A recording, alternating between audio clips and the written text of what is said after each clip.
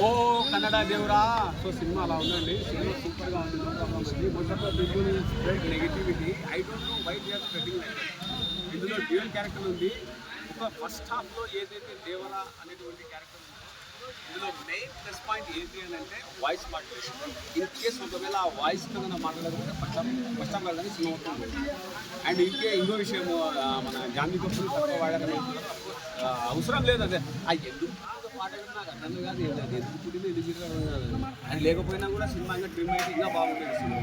And ఓవరాల్గా మీకు NTR acting పక్కన పెట్టేస్తే సైఫ్ అలీ ఖాన్ కూడా బాగానే. Even though Saif Ali Khan villain రోల్గా చేశారు దీంట్లో, అయినా అది కొద్దిగానే పెట్టారు. ఇక్కడ విషయం ఏంటి అని అంటే మారణాయుధాలు ఒడ్డుకు చేర్చాలా లేకపోతే సముద్రంలోనే వదిలేయాలా అనే కాన్సెప్ట్ వచ్చేటువంటి మూవీ ఏది అంటే.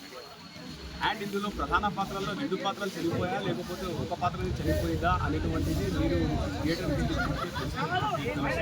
ఇంకేం చెప్తే క్లైమాక్స్ రివీల్ అయిపోతుంది. సో సారీ నాకు చెప్తాను. అండ్ యాక్షన్ పరంగా కానీ మ్యూజిక్ పరంగా కానీ అబ్బా అనిరుద్ధ్ పెట్టాడబ్బా. ఏం చెప్పాలంటే సముద్రం కాకినట్టు నుంచి కొట్టడం జరిగింది.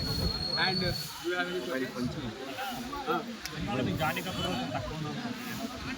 అది ఇంకా తక్కువ బాగుండేది చెప్పాను కదా. ఇందాక చెప్పాను కదా ఎందుకు అసలు అవసరమే లేదు కదా. అసలు ఆ సినిమాకి హీరోతో అవసరం లేదబ్బా. నేను చెప్పాలంటే సినిమా ట్రివ్యూ చేసి 2 hours 30 minutes పెట్టినా కూడా జాన్వీ కపూర్ చూసి కూడా సినిమా బ్రహ్మాండంగా ఉంటుంది. నాకు తెలిసి అది నాకు సెకండ్ పార్టీకి సరిపోయేంత విషయం అర్థం కాలే. ప్రధాన పాత్రలో 2 పాత్రలు పోతే పార్టీ ఎట్లా తీస్తాడని కొట్టాలి నాకు అర్థం కాలేదు. అసలు నాకు ఇప్పటికీ అర్థమవుతుంది కొట్టాలి దివా ఈతో కథ రాస్తున్నాను.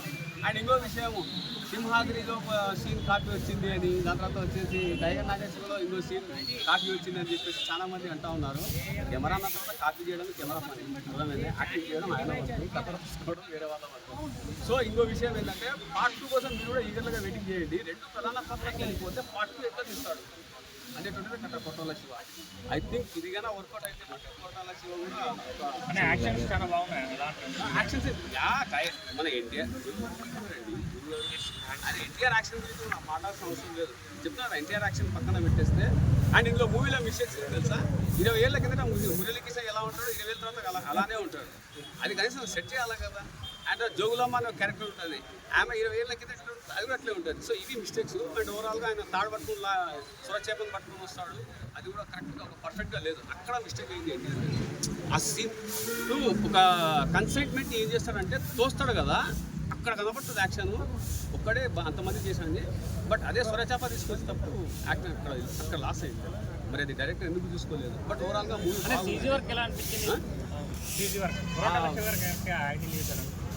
మన రాజమౌళి కూడా దానిలో కనపడ్డారు. రాజమౌళి వస్తూ సొరచేప తీసుకువచ్చారు దాన్ని. బట్ ఆ సొరచేప కొద్దిగా సరిగ్గా లేదు.